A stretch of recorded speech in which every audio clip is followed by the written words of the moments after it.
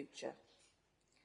We welcome the use of the Welsh language at meetings, but I have had no request for people to speak Welsh today, so this meeting will be conducted in English only. Members in the chamber, please be aware that we are all on camera and you may be visible on screen when people around you are speaking. And please remember to speak clearly into your microphones. Members participating remotely, can you please refrain from using the chat function and instead use the raised hand icon to indicate when you wish to speak. Please remember to keep your microphones muted when you're not talking. I give a special welcome to those in the gallery today. Welcome, New Inn Primary School and Travis George, and members of the public. Moving on to the agenda. Agenda item 1 is attendance. Democratic Services will be making a note of members' attendance in the meeting, but should you lose connection, could you possibly leave a comment in the chat bar on your return to ensure that this is picked up. Agenda item 2, apologies for absence. Dominique, have we had any apologies, please? I've had apologies from Councillors Nick Byrne, Dave Daniels, Mark Jones and Chris Tew. Thank you, Dominique. Agenda item 4 is the confirmation of the minutes of the 18th of the 7th, 2023. Apologies. I'm sorry. Agenda item 3, I crossed it out straight away. Declarations of interest. Stella Harris, Monitoring Officer, Assistant Chief Legal Officer.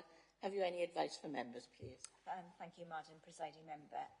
Councillors Stephen Evans, Mandy Owen and Stuart Ashley are council-appointed members of the Green Meadow Community Farm Shadow Board and have a personal interest to declare. So if I could ask each of the members to confirm that interest. Councillor Evans, yes, I am. Councillor Mandy Owen, agree. And yes, I am, Chair. Thank you, Presiding Member. I'm not aware of any other interests. Thank you, Della. Agenda item 4, confirmation of the council minutes, the 18th of the 7th, 2023, starting on page 5 of your agenda. Members, could you possibly state whether you have anything to raise in relation to the minutes? If not, I will take them as approved. Don't see anything. They are approved. All in favour? Thank you. Any against? Any abstentions? Thank you. Agenda item 5 is the update on actions. Members, the updates on what has been done to implement our previous decisions start on page 29 of the agenda. Could you possibly indicate whether you have any questions or comments? Could you possibly indicate whether you have any questions or comments? That's repeated twice. Ask members whether they agree to note the update on actions, members. Okay, they noted. Anybody against? Any abstentions? Thank you very much. Agenda item 6, the receipt of petitions. There are no petitions, so we'll move on. Agenda item 7 is public question time. There are no public questions, so we'll move on to agenda item 8, which is the announcements from the Leader and the Chief Executive. Leader, do you have any announcements, please? Thank you, Presiding Member. A few announcements to make today. First of all, I'd like to pay tribute to the Torrone School cleaning team, who have been crowned winners of a national award at a ceremony last week. The team was recognised for their exceptional dedication to making a positive impact both within their organisation and within the local community, particularly their commitment to environmental sustainability. Inspired by the International Climate Change Conference in Glasgow in 2021, the team decided to look into environmentally friendly cleaning products. They visited local environmental entrepreneurs and collaborations with suppliers to find sustainable, more environmentally friendly alternatives. These have been successfully piloted at local primaries with a view to roll out across the school sites. Their nomination at the APSI Awards yesterday also recognised their role in helping their colleagues, like Nimat, a Sudanese refugee who overcame significant barriers to join the team. Their dedication and teamwork with 7 different agencies exemplified their commitment to inclusivity and community integration. They broke down barriers which led to successful and meaningful employment. Lastly, the team have been recognised for their compassion and dedication. A colleague was found injured at home and the team went above and beyond their normal duties. They made sure she got to hospital and was cared for after she came home. So I'd like to say a big thank you to the team, both for all their hard work and the way that they go about it. Secondly, I'd like to thank all the councillors and everyone who attended the Windrush event recently in the Civic Centre. It's great that we've got that exhibition here in Torvine, and it's at sites around Torvine. It's the first time it's been outside of Cardiff, and pays tribute to the many pioneering people who came from the Windrush generation to help in our public service and to help rebuild our country after the Second World War. So it's great that we have that exhibition here in Torvine. Next, you may know Travis as a 23-year-old man from Cwmbran who was a finalist at Britain's Got Talent earlier this year. Travis was diagnosed with autism while at primary school.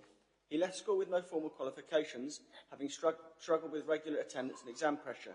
He is, however, an extremely bright, capable young man who after school gained grade 7 in musical theatre from the University of West London with distinction, having received 98%. Since then, Travis volunteered at Able Radio in Cwmbran, where he's facilitated radio shows for and with adults with various learning difficulties and autism. He auditioned for the role of Mark in BBC's The A Word and was successful. He went on to play the character for 2 seasons until the show ended. From that, the producers encouraged him to seek agent representation, which he did, leading to further roles in both Doctors and Casualty. There was a hiatus in his budding career due to the pandemic, and he's only had 1 episode of Casualty since, but he's happy to report the auditions have come in again. Due to someone posting a video of Travis singing on YouTube, he was approached by a scout for Britain's Got Talent, and the rest, as they say, is history. Travis is now recognised in the street, and although most of his singing work has been for charity events, which he loves to do, some paid work is coming his way, mainly for next year, but it's encouraging, and his hopes of being an entertainer as a way of making a living looks more and more hopeful. He's also working on an original album. A few years ago, Travis would never have been able to stand on stage and sing in front of 4,000 people and judges. I don't think I would be able to do that today. He's made his family proud, and more recently has made Torvine and Wales proud too. Travis will always state that seeking help should never be put off through fear or embarrassment. The more we do as a community to get the message out that it's okay to admit when we're not okay, the better we'll be. The more we all taught as part of our life skills that it's just as important to reach out when we are not feeling well mentally, as well as physically, then the better we will be. The more that health staff, education staff and employers are taught to recognise, accept and be prepared to support people with mental health issues, the better we will be. As a small token of our thanks and respect for Travis, and we've got a civic award that I'd like to present him here today. So you're welcome to come forward, Travis.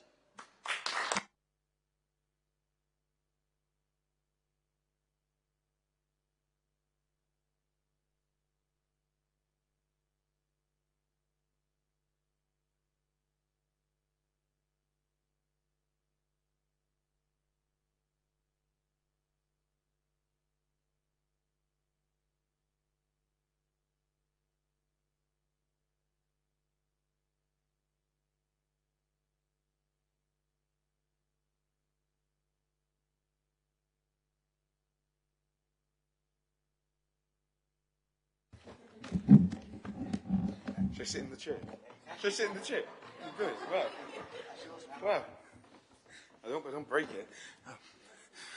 Massive thank you to Councillor Hunt for that very, very kind introduction. I must say it's so good to see you suited and booted today instead of the glorious tracksuit I see you in at Panteg House every week. Also a massive thank you, I must say, obviously to everybody here tonight, but also I want to give a massive thank you to Councillors Chris Morgan and Councillor Sue Morgan. They've been generous, they've been supportive, they've been caring of me since my journey in BGT began, and I simply wouldn't be here today without them, so thank you very much. It's a total honour to be here today, a total honour to receive this wonderful gift. It's almost left me speechless, almost. Anyone who knows me knows that's a very rare occasion. When I first entered Britain's Got Talent, one of my main priorities, 2 of my main priorities, can I say, is not only to try and inspire those who feel like me, who feel like an outsider, who feel unaccepted by life, to fight for what they want and what they dream for, but also I wanted to show the entire world that, you know, Torvine is a beautiful place and there are some fantastic things that the local community does. And I want to give a promise to everyone here today, especially after this very generous gift, that no matter what happens in life, no matter where I go in this newfound career of mine, I want to continue to do that no matter what happens for the rest, until Torvine wants me to. Thank you, everybody. And picking up from what Councillor Hunt said, please be kind to your fellow man, fellow woman, fellow everybody. Never know what someone's going through. And let's represent Torfaen and show everyone that we are a loving community. Thank you, everybody.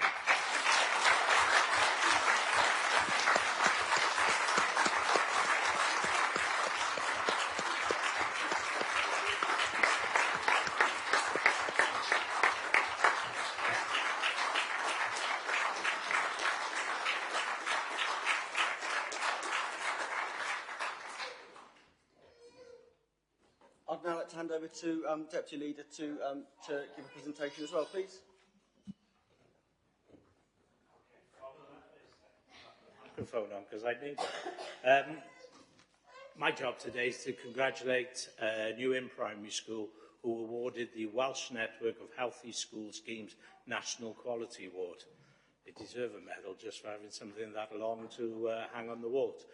The schools that achieve the NQA are implementing wellbeing initiatives at the very highest level and are assessed against criteria for 7 health topics, which include, and I'll read them out because there's a list of them: food and fitness, mental and emotional health and well-being of children and staff, personal development and relationships, substance use and misuse, the environment, safety and hygiene.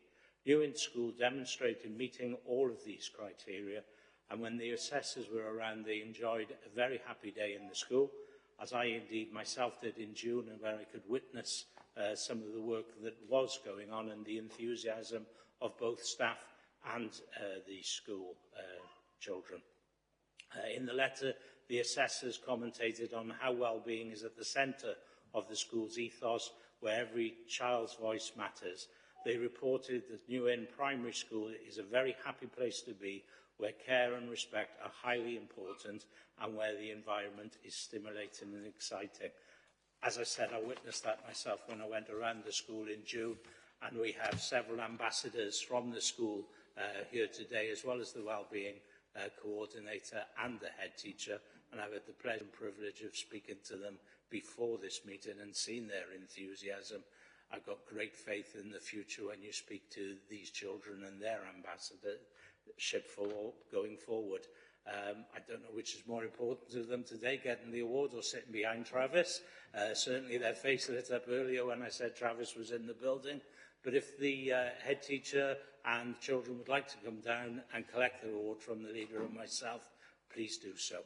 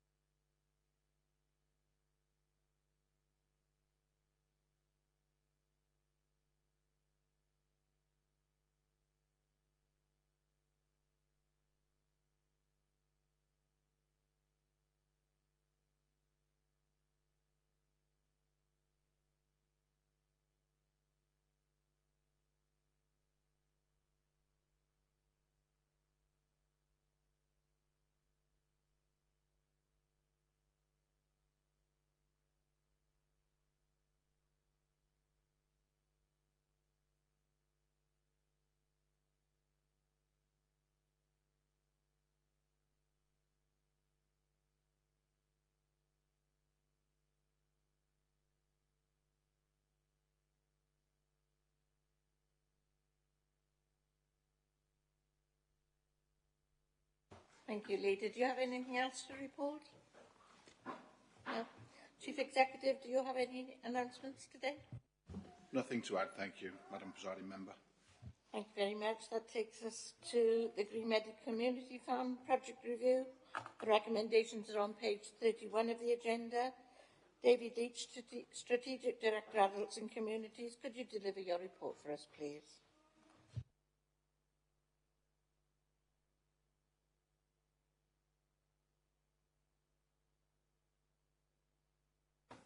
Thank you, Madam Presiding Member. So, as members will be aware, Green Meadow Community Farm is a valuable community resource. It's inspired generations of school children. It's delivered a really enjoyable and educational outdoor experience to tens of thousands of visitors every year. And has provided a focal point for the community. A report was brought forward to members in October last year that set out some of the challenges the farm was facing at the time. Visitor numbers at the farm had been steadily declining, and that was prior to the COVID pandemic, and declining incomes meant that the costs of operating the farm had become unsustainable. It was on a trajectory where those costs were only going to increase, and that was the experience that we were seeing. So a new business plan was brought into Council in October and presented alongside the associated investment that would be required. In that business plan, and as set out in that report, it really highlighted some of the value that the farm provides to communities in Torfaen. So it highlighted the role that the farm could play connecting visitor attractions as part of an approach of Destination Torfaen, creating those destinations and linking them together. It highlighted the high quality and varied educational experience that the farm could provide, and it highlighted the role that the farm could play within the new communities approach that the council is looking to take, creating spaces where communities can come together to support one another. The report back in 2022 drew on 5 investment objectives, and those were around increasing the breadth of activity and dwell time, allowing the farm to cover its costs financially, showing a clear return on investment, and looking at commercialisation as a way of providing that high-quality experience that I just mentioned. And importantly, to stay true to its environmental values and its nature focus. So that was the brief that we were looking to achieve. Detailed design work on that project commenced in November 2022 after the positive council decision, and that was subject to planning consent with the farm closing in December. At that time, officers then took the next stage in that project development process, which was to conduct market testing.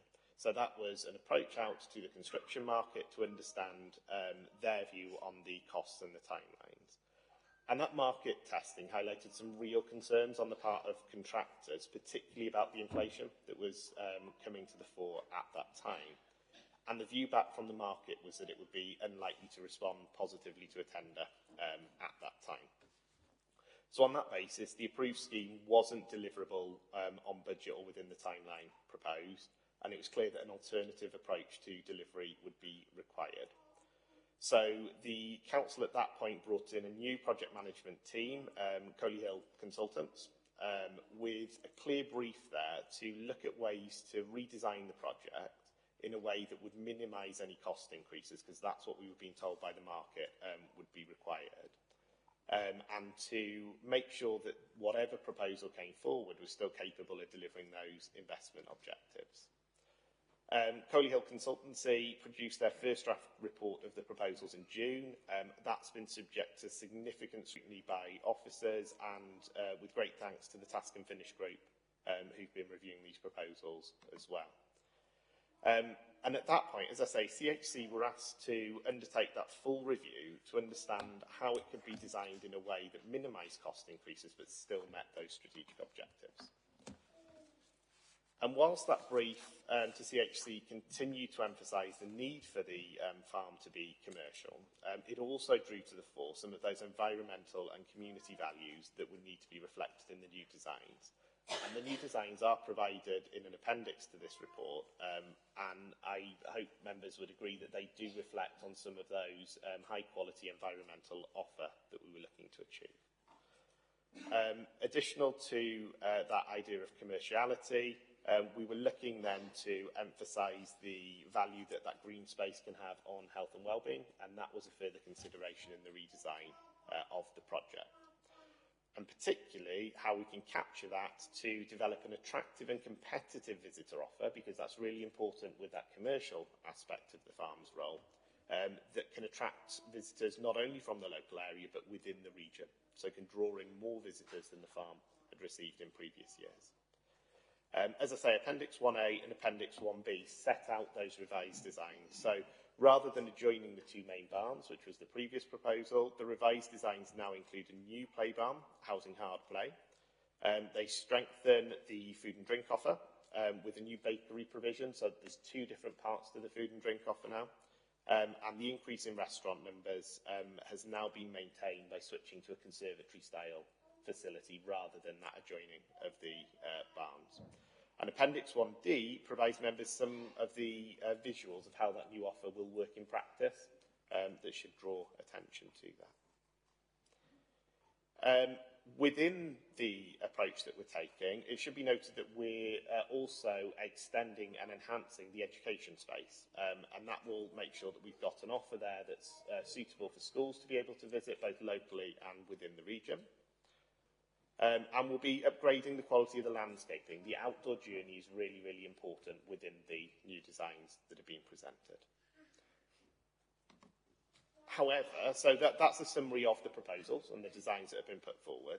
But following that feedback from the construction market, as part of the brief that CHC were given, they've undertaken that full review of the costs and what the costs of that revised design would look to do.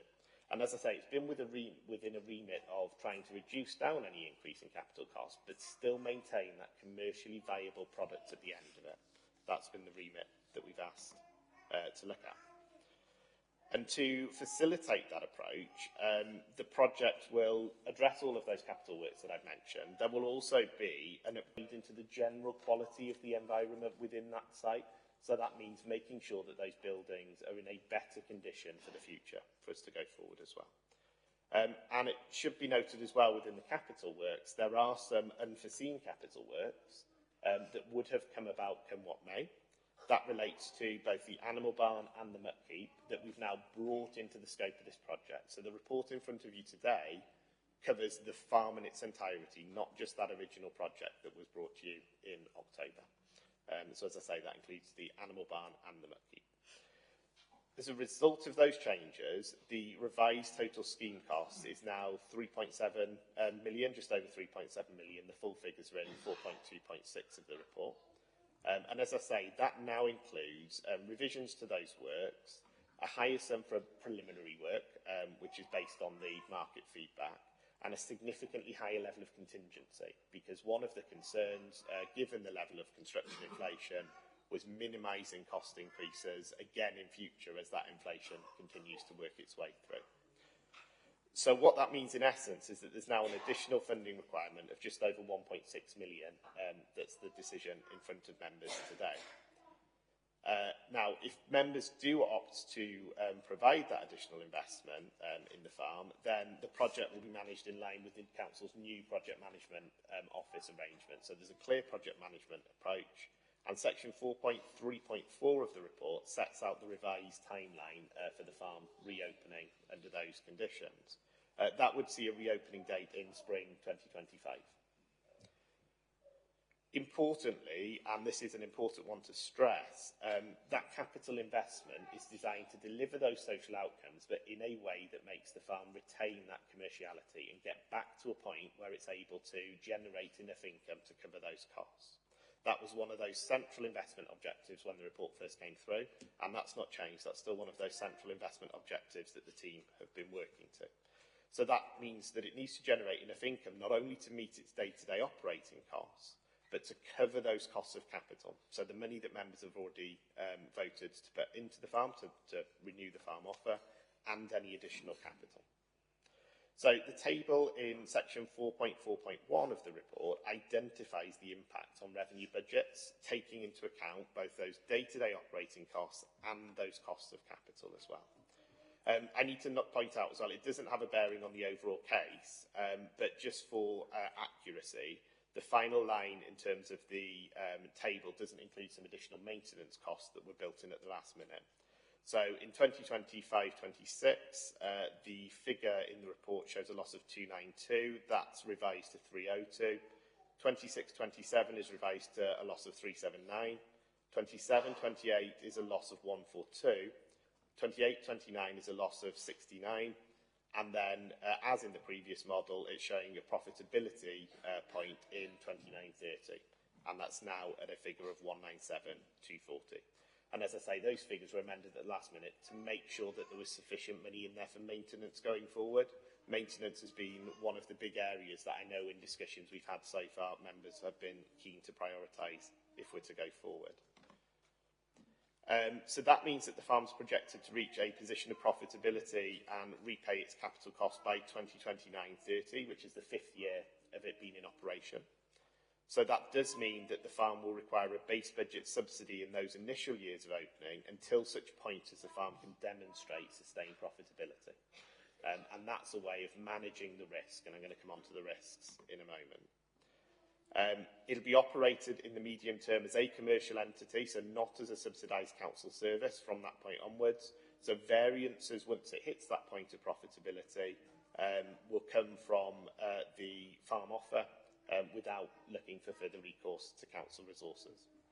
And just in relation to the costs during the period of closure at the minute, current year costs are being funded within the adult and communities revenue budget. The budget area is forecasting a positive financial position at the minute.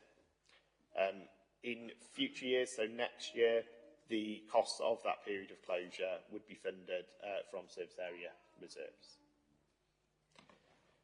One really important thing to also point out is that significant work has been undertaken to prepare the business plan, and that business plan is included in one of the appendices as a summary, and that includes a lot of benchmarking against other attractions in the region, both in terms of price and visitor numbers. However, until the farm is operating, and this is the case with any business plan, it will always be a forecast, and so it will be based on some assumptions. So those assumptions are set out in detail for members to consider in sections 4.4.3 to 4.4.7 of the report. They cover off proposed ticket pricing, marketing approaches, and importantly, visitor numbers and the assumptions that have been made around visitor numbers. And on those visitor number assumptions, it does reflect that visitor numbers prior to the COVID pandemic in the farm were in the region in total of around 60 to 65,000, depending on the year. But that was after a period of steady decline with concern around the quality of the offer. With the improved offer, and it is a significantly improved offer, those projections are expected to rise quite quickly, year on year, to a point where by year 5, so 5 years in, they'll reach 123,000 visitors. Now, those assumptions, when we make that point around assumptions, these are benchmarked against other similar attractions in the region. So we're aware of other attractions that are commanding that level of visitor. And this isn't just one or two, this is the expectation. And it's also drawing on the expertise, strong expertise, from the advisors that we have working on the project. Visitor projections now also, of course, reflect the improved all-weather offer. So as part of this proposal, there is a new play barn that would be built if this proposal is approved, which is an all-weather offer now. So that mitigates some of the decline in visitor numbers, sharp decline in visitor numbers that was seen in winter months. So it helps us to manage some of the risk around that. Of course, there are risks with the project, and those are spelt out in section 5.3 of the report. The principal risk, there's a risk that the capital project costs may escalate beyond the budget, even from this point on. We're at what's called the REBA stage, the sort of project development stage 2 of the project, moving towards stage 3. But to manage that risk, as I've said, there's a sizable contingency that's allocated, which reflects construction inflation currently, and reflects the volatility in the procurement market.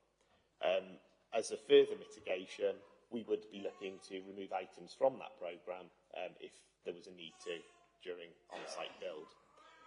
I've mentioned already that risk that visitor number projections may not reach those levels that are projected. They are assumptions at this stage. However, should visitor numbers rise more slowly than anticipated, there are areas within that business case that are cost areas that can also rise more slowly to mitigate against some of that, not all, but some of that. So, for example, the additional seasonal staffing requirements could be managed through that way. And some of the costs of sale would be lower as well. If we're not getting the same visitor numbers through, the costs of sale aren't as high. What we've also provided for members in the report is a forecast at 10% lower and 20% lower visitor numbers than projected, so members can see the impact that that has on the finances. And by that point of 2029-30, which is when the farm will be projected to reopen, the loss, even at a 20% level, is lower than the base budget subsidy that's been requested at this stage. The other main risk to draw attention to is around the resourcing being in place in time. Now, as part of this, officers have considered whether we could accelerate that reopening to 2024, but because of the requirements to staff up and manage the way that we have staff in place within the farm, that's not a suggested approach that we're putting forward here, but it is something that we'll still continue to review. So the team that are in place are there to prepare for the reopening of the farm, and will be ramping up recruitment in the approach to reopening. And the final risk is around the current animal mix at the farm, that may not be the right mix to support a future operating model. Just to provide some reassurance on that, we have had advice around what animal mix is going to be the most appropriate. A lot of work has been done to try and bolster and strengthen that animal mix to make sure it's the right one. So the decision that's facing members today, in light of that information around the proposed reopening timelines, the proposed approach, and the proposed requirement for investment, additional investment of 1.6 million and a base budget subsidy, is a choice between that approach or the only alternative approach, because other options have been considered, is that council would approve the closure of the farm and provide a mandate to officers to work that up. So that is a summary of the report. Thank you, Dave. Councillor Fiona Cross, would you like to come in and speak on, as executive member who's been living and breathing this? Yeah, I've mentioned it a few times. I've been living, breathing and sleeping this particular report. So I was trying to write my notes last night, and I know so much about it. It is difficult to kind of focus on which bits to really put out there. And I came to the conclusion that it was maybe to explain why it's such a stark decision. It's either invest or to close. You know, that we've already heard from Dave Leach that, you know, we're here now because the farm was tired, losing visitor numbers and costing the council hundreds of thousands with annual subsidies, and it wasn't profitable. And so that means there's no money either to invest in it. And also, as David's alluded, there were changes in the market, notably inflation, which has meant a pause and rethink on the original plan approved by council. So councillors agreed originally that the farm would remain open with that investment that we originally put out, but on the basis that it was sustainable, it would be sustainable on itself, and not return to the council for additional funding. And so on this basis, there isn't additional options. There's not a halfway house. There's not a C, D, E, F or G option in order to make it sustainable and move forward. And especially as we've hired these commercial consultants to form part of this plan, or to form the plan, which we've scrutinised, specialists in the field of tourism and attractions, having worked on facilities like the Eden Project, Kew Gardens and the Bristol Wave. And as I've said, officers have scrutinised it.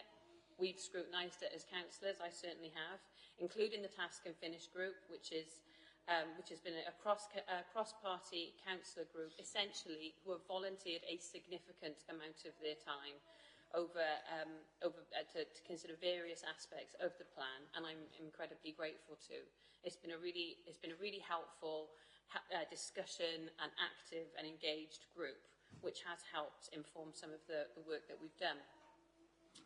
We can't hope that the farm will be profitable and generate the necessary funds after doing all of this, after scrutinising, after employing a consultant, and then be able to provide you a holistic plan, but then to start adapting that plan to fit our budgets and our appetites, because it'll surely unravel. So that is why it's an invest or close decision. I know the delays have been really disappointing. I felt them myself. But it is better, more democratic, open and transparent and responsible to have paused the process, re-evaluated, than to have continued knowing that there was a high potential, it would need more funds, or adapt the plan, as I've said already, and know that, or it would likely not achieve the outcomes of being self-sustaining. You've been given the fabulous vision, either in picture form through the report or through the words that Dave Leach has shared today. Indoor play, outdoor play, soft play, outdoor sensory areas and walks and nature routes, a new barn, new cafes, improved shop, and staying true, which I think is the most important part, to its educational and sustainable principles. And then, of course, with the wedding and other events that can be held there too. So I hope that members choose to support it. I do, however, appreciate that this is a challenging decision, with a cost of living crisis and other risks outlined within the report. But that's, I do hope that should the decision be carried, that the public show their support in the future by using the farm should it open again. And that's my contribution. Thank you, Presiding Officer. Thank you, Councillor Cross. I have a list of members signalling to speak, and the first one is Councillor David Thomas. Thank you, Madam Presiding Member. Firstly, I just wanted to highlight just how hard-working officers are on trying to reopen Green Meadow Community Farm. I don't think there will be a single councillor in this council that would even consider voting to close one of the most important community assets this council owns. So that being said, I will be voting to support the farm because I truly believe that once this council invests the money the farm needs and this council proceeds with the farm's new plans for reopening, Green Meadow Community Farm will be one of the best tourist attractions in Wales.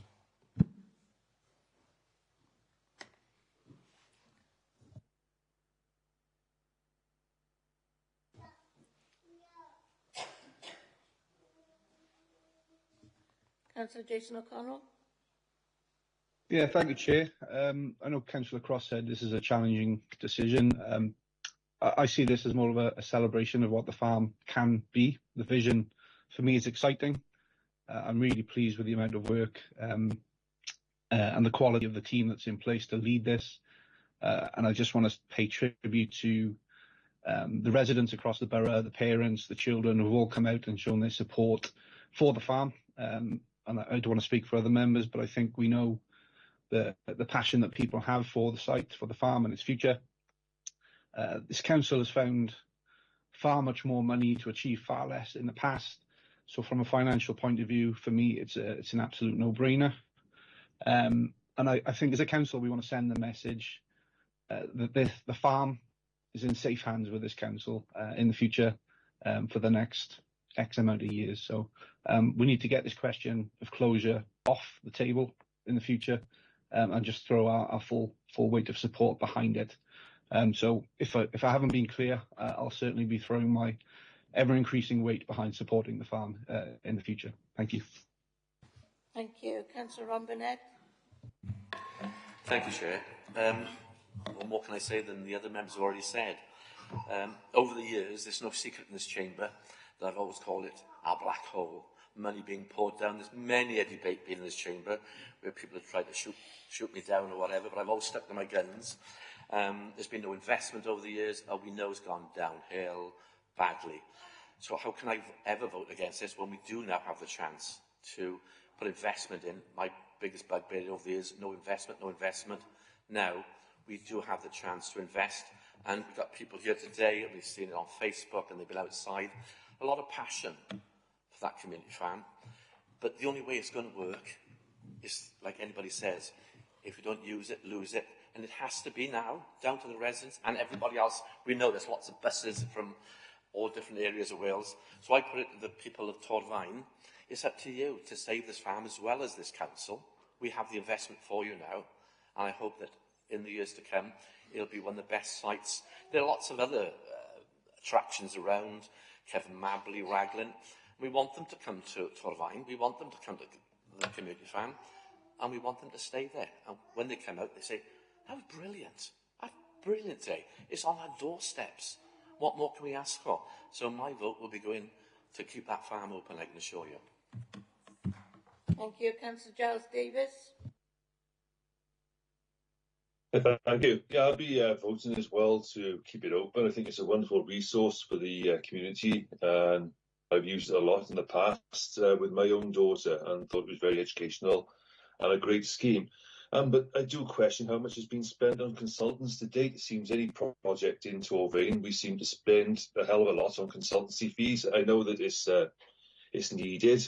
I'm just wondering whether that money could have been better invested rather than switching consultants. But that's my only question. But as far as the rest of it goes, it's an exciting project going forward, and yeah, I fully support it.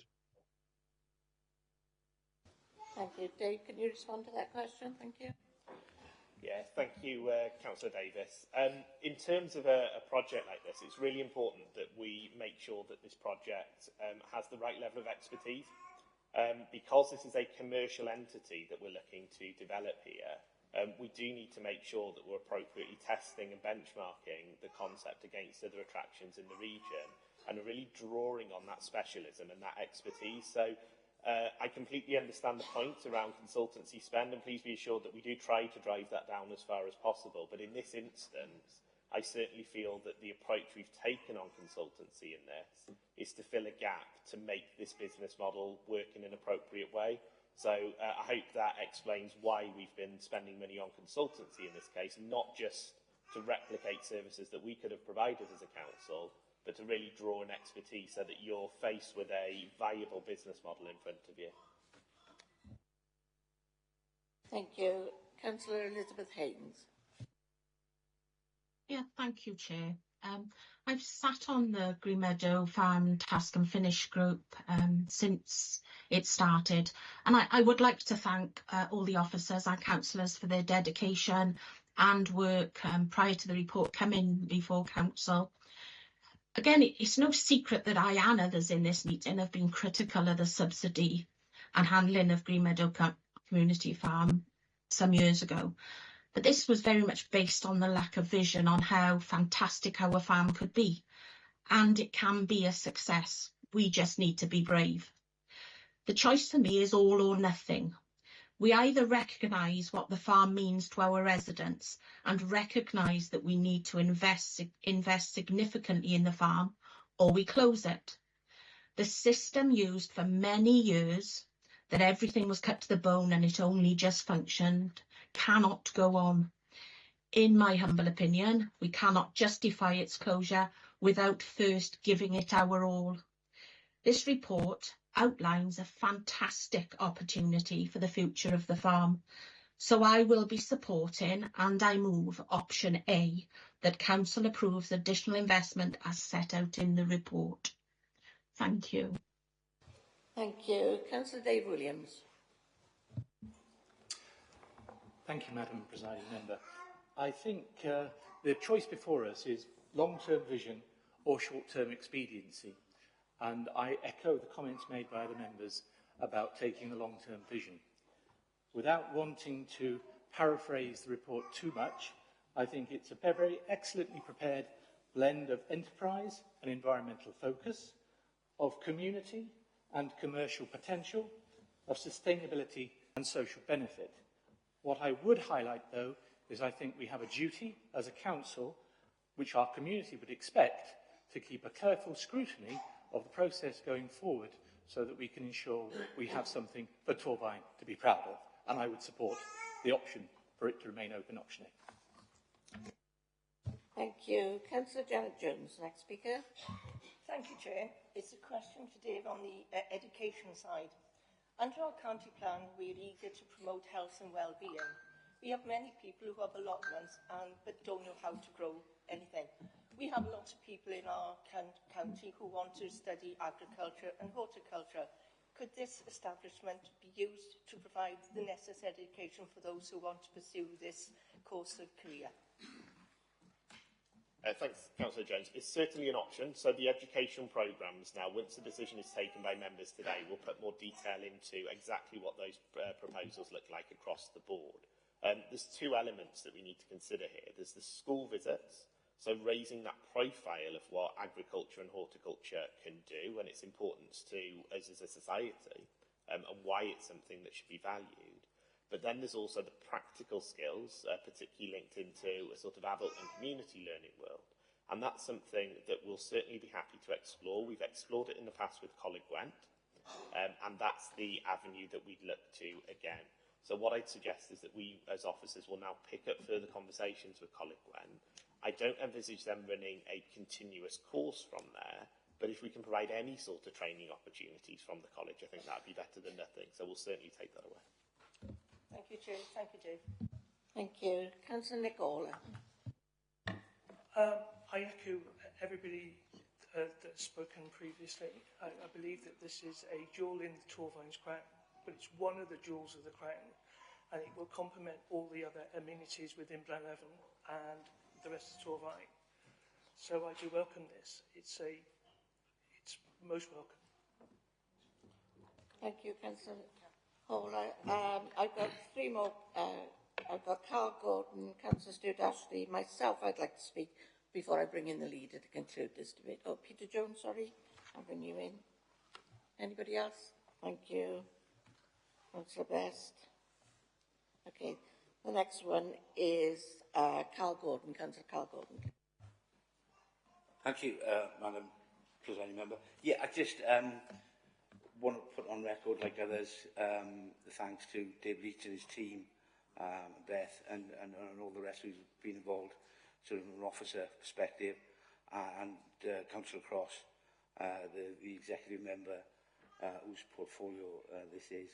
I, along with others in the chamber of varying political shades, were part of the Task and Finish group on Green Meadow Farm, and it was quite refreshing that there was a common purpose amongst us, and I found myself agreeing with some of my independent colleagues on a regular basis, which caused me some sleepless nights, but I think we were working towards a common goal, and I think we came to the conclusion, I think, on that group that it was go hard or go home.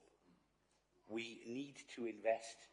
We need to go with option A to put that money in because, as Councillor Burnett said, it's a money pit.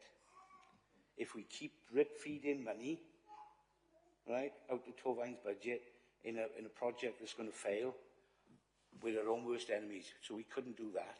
So the question of make that additional investment and you know, use the consultants, which I think was the wise move because they're experts in this, okay, and make it that visitor attraction, which is, as people have said, the jewel in the crown of Torfaen, and will drag people in from a wider area. As a parent and now grandparent, despite my boyish good looks, I'll be supporting the farm. What I would say, it was amazing to see the social media activity over the last couple of days. I was quite pleased to see all the social media activity. It was a welcome change from people on about 20-mile-an-hour speed limits. All I would say is the tens of thousands of people who viewed the protests outside the farm and who were passionate and have commented on social media, please, when it opens, go and support it. Because if we're having this debate again in 2029-30, I fear it might be a different outcome. The farm has got to be commercial. We cannot keep funding it ad infinitum. This is, I hesitate to say the last chance saloon, but I think if we're still talking about this in 5 years' time, if it doesn't wash his face and make it a commercial success, I think we're in a different place. And I don't want to just kick the can down the road. I want to make it a success now. So if you commented on social media, if you watch the video, go along and buy a coffee, take the kids and the grandkids and support the farm, and we'll make it work. Thank you, Chair. Okay, Councillor Gordon. Councillor Stuart Ashley. I'm going to choose my words very carefully because in previous life I was Shadow Board Chair and I followed on some illustrious predecessors. The farm is an incredibly popular resource, that must say, and it's got an incredible lot of popular support out there. I would like to thank, as everybody else has, the officers, the task and finish group, because I think you've done an amazing job on it. There you are. Praise where praise is due. And the decision we've got to make, there is only one decision, which is to keep the farm in this plan. Now, we struggled as Shadow Board, I admit to that. Where we were going, we were struggling there all the time. Under resourcing, you put your finger exactly where it was. Now we've got a chance to go forward on this, the thing the Shadow Board never really had, and never did the people managing the farm as well. So Carl's just said it rather succinctly better than I have, to be quite frank. And most of what it's an incredible environmental resource. It's a green lung for Cwmbran, and it's a resource for both the region and Torfaen. I've said that elsewhere. And we've got to make a good go of this one, because there ain't no second chance. And that's all I'm going to say. All that time I sat and... Pardon? I thank you, Councillor. You said that was all I was going to say, but you continued. Sorry. Yeah, no, Rose, you and I are on the same page on this one. And there's lots of people in other places which will put their support in on this one. I know very well they will. So there's no second chance on this one, and it's a marvellous resource. It does a lot for our community. Rose will say that in a minute as well, I know. But it's an important resource for Cwmbran and for the wider Torfaen and the wider resource. And long may it so be. I have done lots of things up there. I enjoy the place greatly. But as everybody has said, from whichever side of our chamber, we must have it, and I certainly will be supporting it. And I can think all the times I sat up there struggling with this one. This is the best prospect. And I love the proposals. I think they're brilliant. Thank you, Stuart. I've got a couple more to speak, so if you... Okay, I'm just going to... Rose, I'm just about to finish. I'm suffering at the moment. I can't go much longer with this. Anyway, I'll give it support, and I commend it to everybody. Thank you very much for everybody's done. Officers. So, thank you, Councillor Ashley. Thank you. Councillor Peter Jones. Thank you, Madam Presiding Member. I'd like to thank everyone. I agree with everything that's been said in this chamber. Like Fiona, I've lived and breathed this farm in the past, and Councillor Burnett, you will remember the hours we spent on the farm talking to all the users. I think we've got a duty to protect this farm for the generation now and future generations. This farm has always had my support, and it's got it now going forward. Thank you, Councillor Jones. Councillor Alfie Best. Thank you. I'll be voting for option A for all the reasons already stated. But I just have a quick question about those who have annual passes before the closure. I understand they were told that they could continue them when the farm reopened, but given that's been delayed, is there any reassurance for them or offer of a refund or something like that? Thank you. Councillor Best, that's a good question. We did have some questions on membership. Thank you. Yes, so I think we're fully conscious and cited on the fact that annual passes have been issued prior to the closure of the farm. So we will be in contact with all of those individuals affected. I think what we wanted to determine the outcome of today, so that we can obviously present the options going forward. So there's a range of options then for those members in terms of whether they want a refund or explore other alternatives. So we're picking those conversations in the coming weeks with all those affected. Cheers. Yeah. Councillor Collett-Thomas. Presiding Member, I'd like to thank everybody involved in these plans. I think the consultants have done a really wonderful job, and I think there are lots of things there for our community. I'm particularly interested in the barn and the wedding opportunities that could be. I think that is a very interesting proposal. So well done to everybody that's been involved, and especially the consultants. I think it's brilliant, and I will be supporting it, fully supporting. Thank you. I'm taking Chair's prerogative now and coming in before I bring the leader in. As one of the councillors for Fairwater Ward, which is an adjoining ward to where the Green Meadow Community Farm is, the passion that's been shown by the public once this report was published is immense. And investing in Green Meadow Community Farm in Cwmbran is a decision that not only preserves a cherished and valued asset, it also contributes significantly to the well-being of the community and the environment. And there are some compelling reasons to support this investment: preserving local heritage, educational opportunities, promoting environmental stewardship, community gathering space, boosting local economy, health and well-being, promoting sustainable agriculture, community resilience, tourism attraction, and in conclusion, investing in Green Meadow Community Farm is an investment in the heart and soul of Cwmbran. It not only preserves a cherished asset, but it also enriches the community in numerous ways, from education to environmental stewardship and economic benefits. The investment is not just about supporting a farm, it's about nurturing a vibrant and sustainable community for the present and into the future. And I will be supporting option A. Thank you. Leader, I'd like to bring you in now. Thank you, Presiding Member and members. I'd like to start by thanking Dave for explaining the situation so well and so calmly and logically as he always does. And to say a big thank you to Fiona and to all the officers who've worked so hard on this. I see Beth and Emma in the chamber, and I know there are many others who have worked really hard over the years and have contributed. Also to the Task and Finish group, as has been said by other members who worked well and took a really sort of sensible cross-party approach to this. I think that's been really welcomed.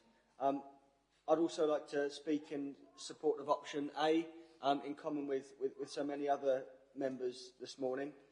As someone who's brought up young children in the borough myself, I know how important it's been for them in the past, even though they're too old and cool to come to a farm with me anymore. But I look forward to taking my grandkids there at some point in the future. I think the importance of the story is not just a facility that can sometimes seem a little bit of an outlier in a world of providing local services like schools, social care. But I think for me it's about the importance of our story as a borough, the story of farming, of food production, which I think is forgotten all too often in the modern world, the story of well-being and the outdoors, as has been said before. I'm a lover of the outdoors myself, and the more I think we can get our young people enjoying the outdoors and appreciating the outdoors, I think the better.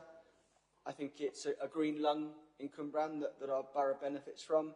I think that the story of nature, of sustainability, of climate is ever more important, and also the story of community and how it can fit in, as has been said before, into our expanding community approach, with us not seeing ourselves as just the deliverer of everything and the superhero to come to the rescue, but us helping build people's resilience and people's well-being so they can better help themselves.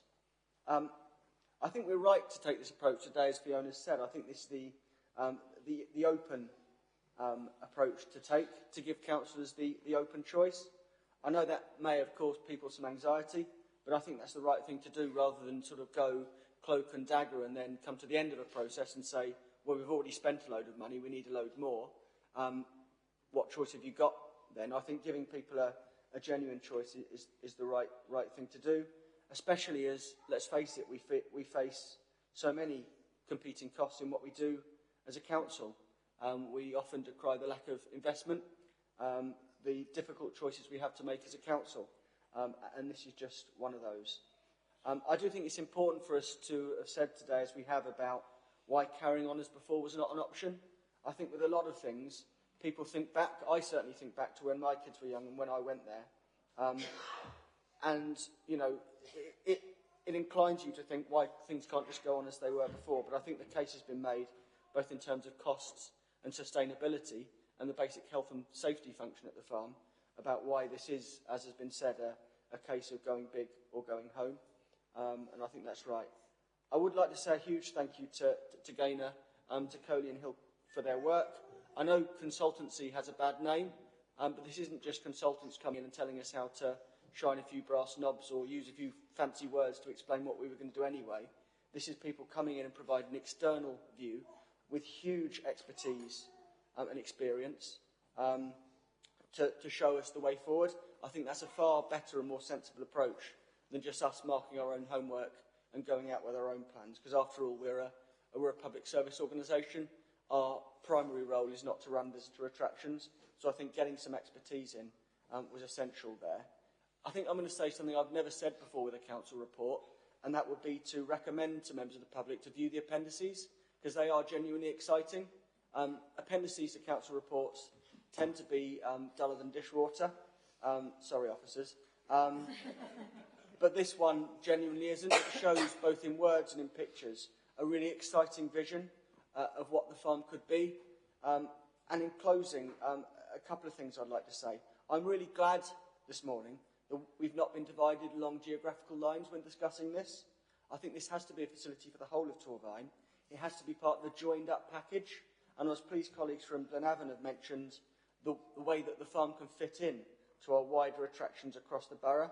I think from Heritage in Glenavon to our wonderful park, the best rugby club in the world, because I've not said that this month yet, our canal, our communities. We need to have that wider joined-up package. We've got a great museum as well. All these things can both be great for people who live in Torvine and to bring people into Torvine to spend more money and to enjoy our wonderful environment here in Torvine as well. So I really hope it can be part of that wider package. And I'm really pleased that councillors can see that and how, at the end of the day, we sometimes have to support things that aren't geographically on our doorstep, but add to part of that package as a wider whole. I'll certainly be doing that in other parts of the borough, and I think that's an important thing to say for the future. And when we look to the British and other parts of where we need to invest, I think David Williams made a very good point in his request for regular updates. And I'd like to echo that. The more I think we can be updated as we go along the journey. I'd love to see visits to the farm as it nears completion. I'll get my hard hat ready. I'm sure other members would love to see us as we go along this story if we vote for option A today. So I think that request for regular updates, that we can be kept abreast of what's going on, is very important. And lastly, just to echo the point that many members have made, that request to support the farm, this will thrive if members of the community get behind it. And if we all, and I say we because almost all of us live in the borough, we all get behind it and we all support the family with the farm with our families and with our footsteps as well as with our words.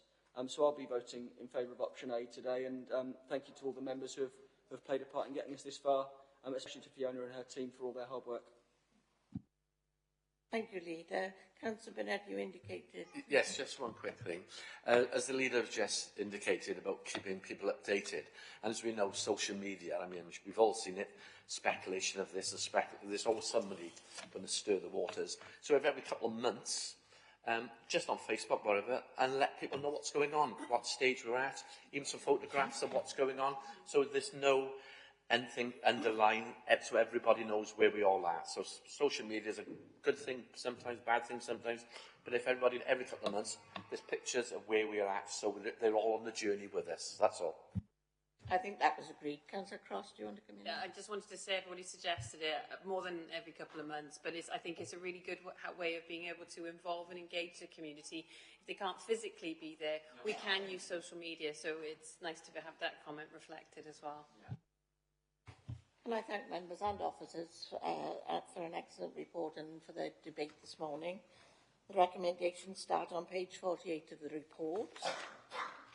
Option A is that the Council approves additional investment as set out in paragraphs 4.2.7 and 4.4.1 of the Green Meadow Community Farm as set out in the report. Or, option B, the Council approves the closure of the farm and provides a mandate to officers to work up a closure plan. I'm going to hand over to Chris Slade now for a roll call and ask members to choose either option A or option B. Chris. Thank you, Madam Presiding Member. So we'll start with Councillor Ashley. Option A. Thank you, Councillor Best. Option A. Councillor Bonera. Option A, please. Thank you, Councillor Burnett. A. Thank you, Councillor Richard Clark. A. Thank you, Councillor Clarkson. Option A. Thank you, Councillor Cowles. Option A. Thank you, Councillor Cross.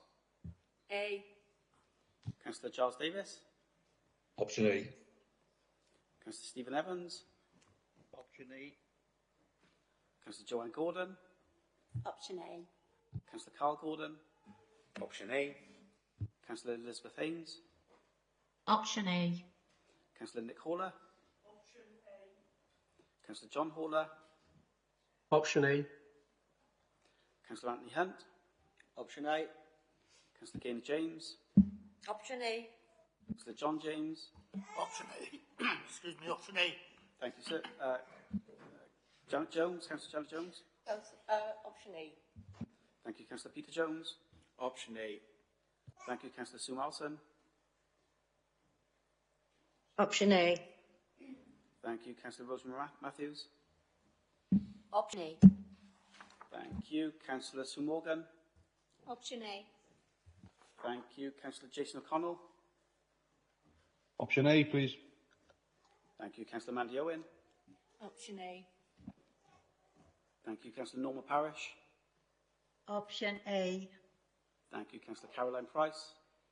Option A. Thank you, yourself, Chair. Option A. Thank you, Councillor Nicholas Simons. Option A. Thank you, Councillor Alan Slade. Option A.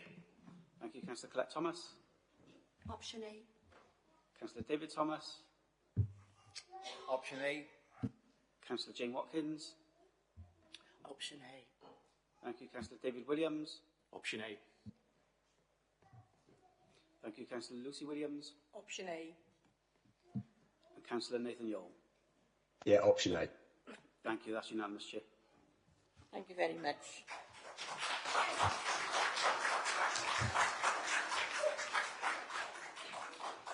I think that's the first roll call where we've had a unanimous vote, so well done, everybody. Thank you very much. And thank you to the members of the public and new in school who are just leaving for visiting us this morning.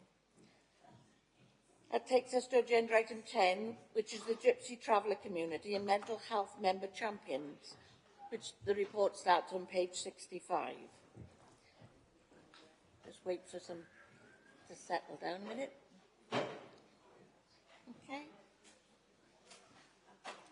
Councillor Anthony Hunt, the leader. Could you deliver the report, please? Thanks, Presiding Member, and thank you, members. This is a report to inform Council of the establishment of Gypsy Traveller Community and Mental Health Member Champions, and to propose to Council that Councillor Sue Melson be nominated to serve as Gypsy Traveller Community Champion, and Councillor Nick Byrne be nominated to serve as Mental Health Champion for the remainder of the 23-24 civic year. Councillor Byrne is unfortunately unable to be with us today because of working commitments, but he did ask me to read a statement out perhaps after we take the vote to approve, if that's okay, and I don't know if Councillor Melson would like to come in as well. So the recommendations are straightforward at this one.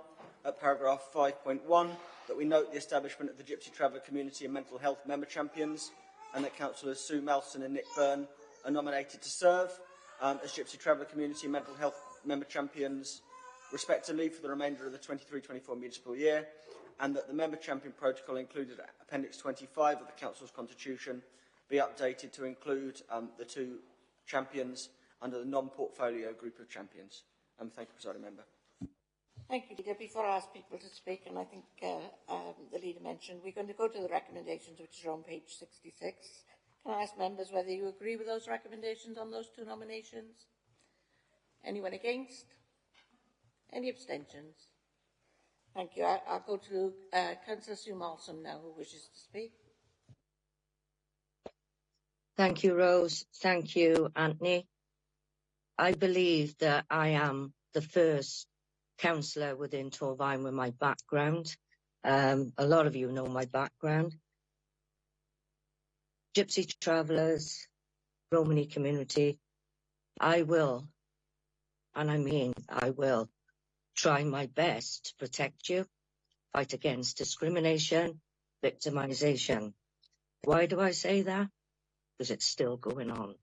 2023, as Gypsy Travellers, Romanis are still discriminated against and victimised. Recently, a neighbouring MP put a leaflet out for consultation.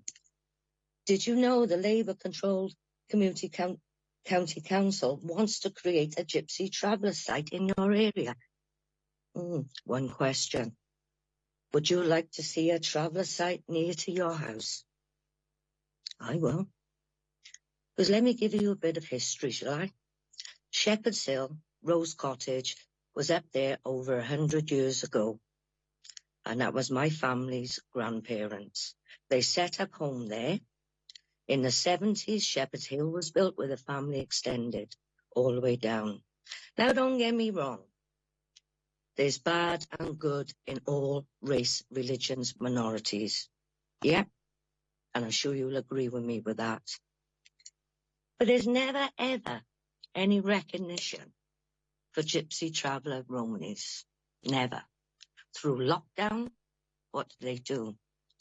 Went to the supermarkets, filled the food banks up, bought toys for the hospital and for the food banks for the children, not for their own children, but for our children.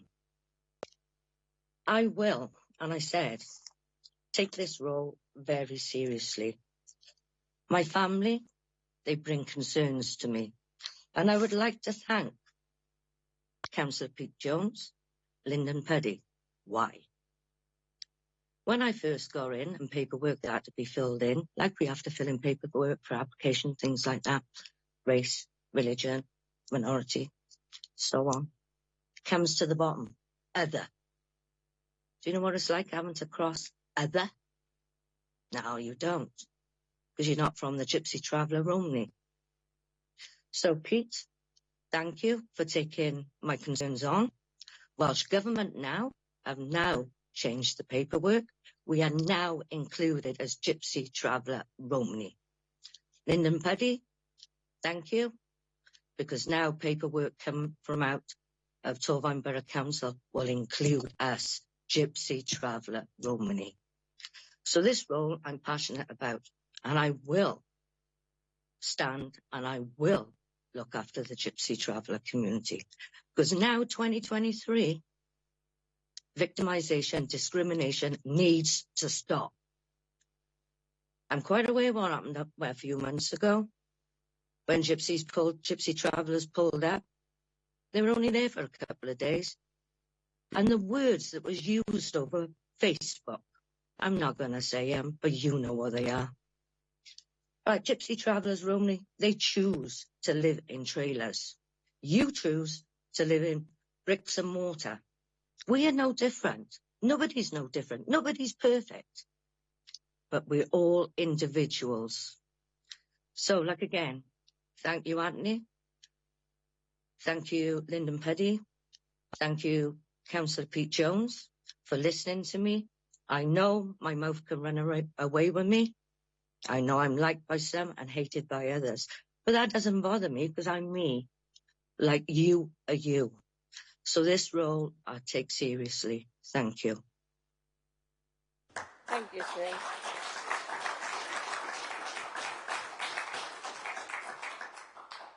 Councillor Giles Davis. Thank you. Yeah, I was overjoyed when I read this report and seen that Councillor Malson was being nominated. She's not only compassionate, but she's highly respected and she's very loyal in the community. Knowing Sue for a long time, I've seen her in action, and as a person, she's highly respected. So this is a brilliant nomination, and thank you, Sue, for going ahead with it. Also, as well, I've known Nick and his family for a long time, and I think Nick will be a great choice for the mental health. Nick also is very compassionate. I've known Nick and his family for a long time. I've known what he's been through himself. So I think these are two really good choices put forward, both nominations for the people, and that's why I supported it. So congratulations both, and I know that both of you will do the utmost for mental health and for the Gypsy Traveller community. So well done. Thank you. Thank you, Councillor Davis. Councillor Gaynor James. Yes, thank you, Chair. I'm thrilled for Sue and for Nick for these roles, and I know they both do an absolutely amazing job. They well deserve it, and I hope they enjoy it as much as I've enjoyed being Armed Forces Office Champion. I absolutely really enjoy it, and I'm sure that Nick and Sue will as well. So just a big well done to them. Thank you. Very much. The leader has a statement from Councillor Nick Byrne. Leader, please. Thank you, presiding members. Nick says, I'd like to thank you for allowing me to carry out this title. It's an extremely important matter to me and something I battle with personally. I'll do my utmost to make a difference. I'd like to apologise for not being able to attend this morning in person or online, down to an issue with his employer. So he does say thank you. And I'd just like to say that we don't pick these people. I certainly don't pick champions randomly or just by the first person who puts their hand up. I think we've picked these two people because they are best placed with their energy and their experience to really put the voice forward for the areas in which they champion. Just like Giles has with motor neuron disease after personal experience in his family, and just like Gaynor has brought so much energy to the role of Armed Forces champion, just as John and others did before. So thank you to everyone who acts as a member champion. These aren't paid roles. These are voluntary roles that people do with great experience and great energy. Thank you, Leader. The recommendations have been agreed, so that goes to agenda item 11, which is the motions on notice. There are no motions on notice, so we'll move on to agenda item 12, members' question time. There are 5 questions today, and the first question is Councillor Janet Jones. Thank you, Chair. A brochure has been produced and circulated for adult learning classes. This is great. However, on looking through the brochure, there's not one class or session, even a free one, to be held north of the borough. That includes Blenavon, Talwyn, Downtyford, Abersacan and Carmarthen. Why is this allowed to happen? It can be seen as tantamount to discrimination and places many of our residents at a disadvantage. I raised this question some years ago and I had hoped to see some changes, but I'm sorry to say nothing has happened.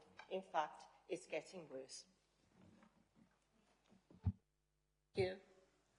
Councillor Gordon. Thank you, Presiding Member. Thank you for your question, Councillor Jones. And you're right, it is important that we strive for an equitable offer of the adult community learning across the borough.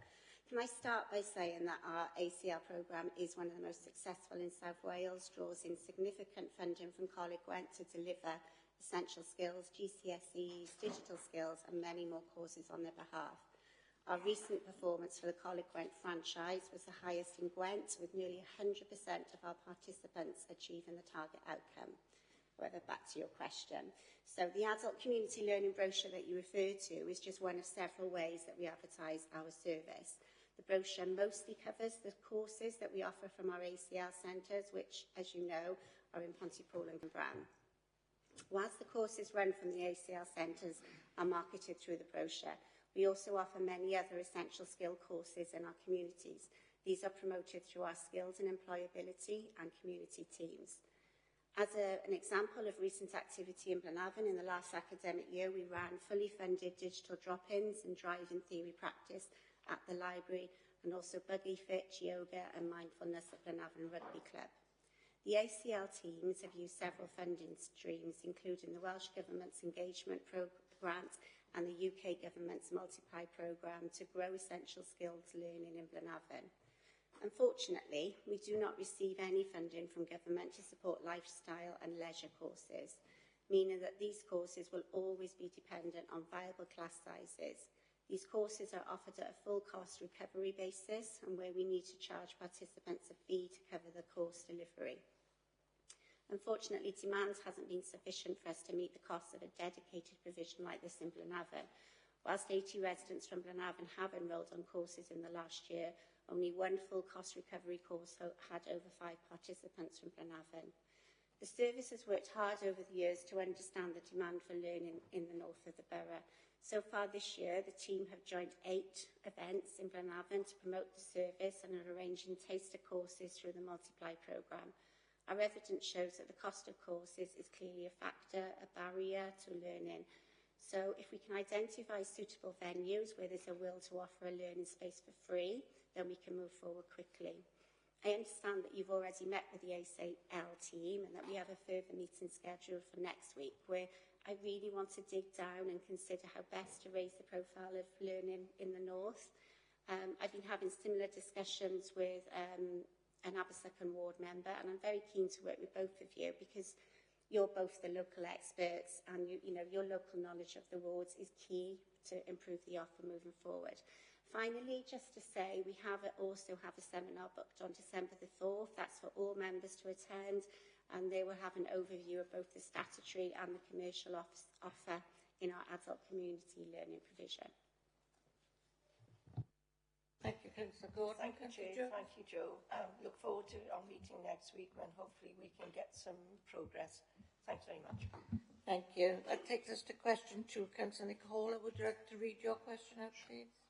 Since moving to Blenheim, I've embraced seeing sheep within our community. However, now as a member, I can clearly see that as a council, we should look at the bigger issue of the sheep's welfare and the concerns of the damage that is being caused in locations within our town. From talking to members of my community that I've mentioned approximately 10 years ago, I believe that TBC members turned down the use of a shepherd to help to deal with these issues we continually having today. Therefore, I asked TBC to re-look at the possibility of employing a freelance shepherd to round up stray sheep for the welfare, as potentially they are causing road safety issues. Those issues are usually identified on social media and not coordinated in an uninformed format. This is clear that it would assist to resolve the issues of stray sheep around the town a lot quicker and easier, and would help to identify those stray sheep by putting them into a holding pen, safeguarding them for farmers to collect them, and an ideal pen could be located in Charles Green where farmers could come back and pick up their sheep as soon as possible. Thank you, Councillor Horner. Councillor Manby-Owen. Yeah, thank you for the unusual question, Councillor. I got to be honest, I don't have questions coming across my desk about sheep very often, so I was a bit surprised. And as we discussed earlier, you know, I wouldn't know where to start if I had to go out and employ a shepherd. I really wouldn't know that they were out there.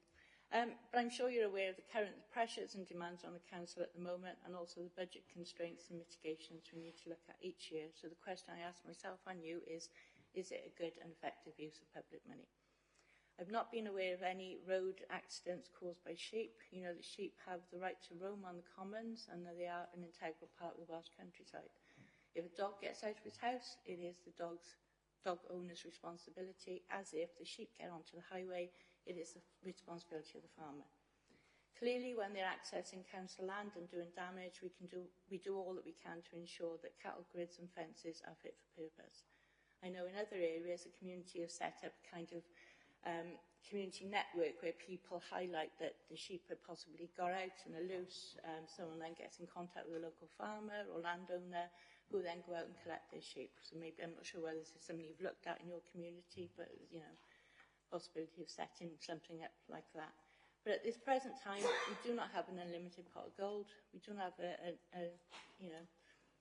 funds there. So unfortunately, we would not be able to fund a shepherd as you suggest. Thank you. Thank you, Mandy. Yeah, just to come back, if I possibly can, on the secondary, would there be a way of formatting a list of those farmers so local councillors could actually go to those people and say that we have a sheep in an area? Is there a way of putting a database of those people within the area so that we can move forward with this? There is an example. We have a ram loose currently in Fordside. Nobody can identify that sheep. Is there a way of actually producing a database so we could actually go and contact those people directly, please? I'll take that back and look into it and see what the possibilities are. I mean, it's not just sheep. We have reports of there were goats out loose, and we've had a horse out, you know, so it is difficult, but I'll take that back and come back to you. Thank you. Councillor Nicola, question 3, please. Whilst I fully understand that members of our community want to vape, after all, it's supposed to be better than smoking a cigarette. Seeing the younger generation being active in vaping is a concern. My question is, what is TBC doing to investigate the issues of vape sales to minors and the effect on their health? Thank you for this question, Councillor Horler. I share your concerns about children accessing vapes and the potential adverse effect on their health. Our Trade and Standards officers are responsible for enforcing the law relating to a number of restricted products such as vapes containing nicotine. Their work includes carrying out inspections, investigating complaints to identify contraventions with regulations relating to age-restricted items and sales, and to conduct test purchasing exercises. Over the past year, there's unfortunately been an increase in the number of complaints which the Trading Standards team have received about the sale of vapes to under-18s. Officers have undertaken a range of activities to prevent children accessing these products, including visiting shops to offer advice and guidance on the requirements. You may be aware that we carry out operations in partnership with Gwent Police and the cadets to test purchase age-restricted products from shops in Torfaen. I'm sure you saw our press release a couple of weeks ago on our most recent operation. It highlighted, though, that disappointingly, 8 out of 15 shops which were visited sold age-restricted products, which included vapes to cadets, all under the age of 16. All of these businesses have been subject to follow-up action in accordance with the Council Enforcement and Compliance Policy. One of the activities in the Council's County Plan for Delivery 23-24 is to undertake test purchasing activities with partners on the sale of age-restricted goods to protect children from harmful substances and products. These operations will continue. Our Licensing and Trading Standards Manager is part of a national group focusing on the development of strategies to tackle the illegal sale of vapes. I have regular briefings and updates from the team on the ongoing work.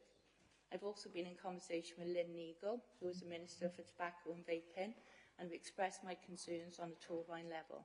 She's meeting with Mike O'Brien, Health Minister, and she will share our concerns about children vaping, and will also discuss the future plans for a new illicit vape enforcement squad. You may also be aware that last week Welsh Government announced a call for disposable single-use vapes to be banned as part of a suite of measures to address youth vaping. Thank you.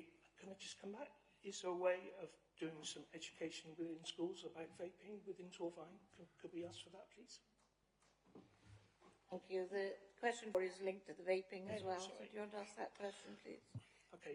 I'm very sure that we see empty vape containers scattered within our communities that cannot be recycled. What long-term plans to TBC to erase the social and health issue and environment impact issue? If we do not control the vapes and their disposal, will this cause an environmental issue on non-recyclable batteries and hard plastic left within our streets and our countryside?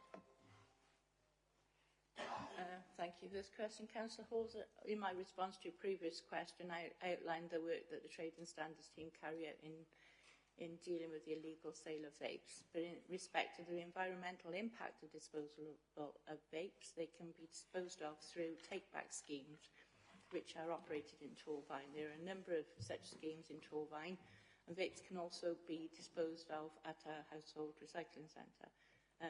Unfortunately, I'm going to kick back, and I do think it's the responsibility of the suppliers and the producers rather than the council putting something in place at the moment. So, but there are these schemes in Torfaen.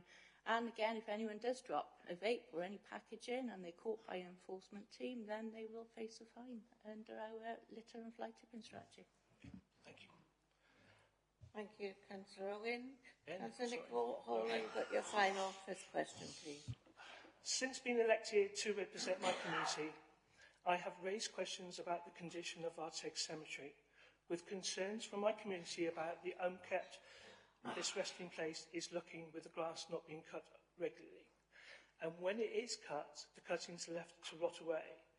I understand that an action plan is currently being drafted and submitted to scrutiny in October, which should enable TBC and residents alike to have a clear understanding of expectations from both parties. But what more is being done, particularly in the relation to policies to address these issues, to regain the trust of the community who feel they are being neglected? Thank you. Yeah, me again. Again, thanks for this question, Nick. I know that there's been a lot of engagement with yourself from officers, and you've had site visits, so there's a lot of ongoing work. And officers are doing a lot of work with you, as they are in other areas, helping set up community groups and reviewing schedules and policies. And I know there has been concern, not just from your cemetery, but from all the cemeteries. But you know that a full review is being carried out and will be going before Scrutiny Committee in October. So I'm not really sure that this is the best time to bring this to Council for the reasons I've mentioned. My response to you is, let's wait, see what the findings are from the review and look at the way forward. I do have regular briefings with my officers, share concerns, and know that they are keen to fully embed the community model, work with users, and to have a maintenance regime which is fit for purpose. Over the last few weeks, there has been better use of our wider street scene team to improve maintenance. I'm not sure whether this is going to be a long-term sustainable option, given the demands on the team. But we're going to have to wait for the outcome of the review and look at the options going forward. But I do look forward to hearing the scrutiny recommendations as well in October.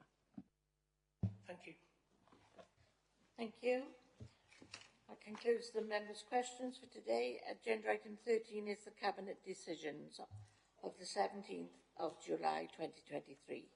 Cabinet decisions start on page 67 of your agenda and are for Council to note. There were no challenges to any of the decisions. Are there any members wishing to comment or ask questions on the minutes? I'll ask members whether they agree to note the recommendations, please.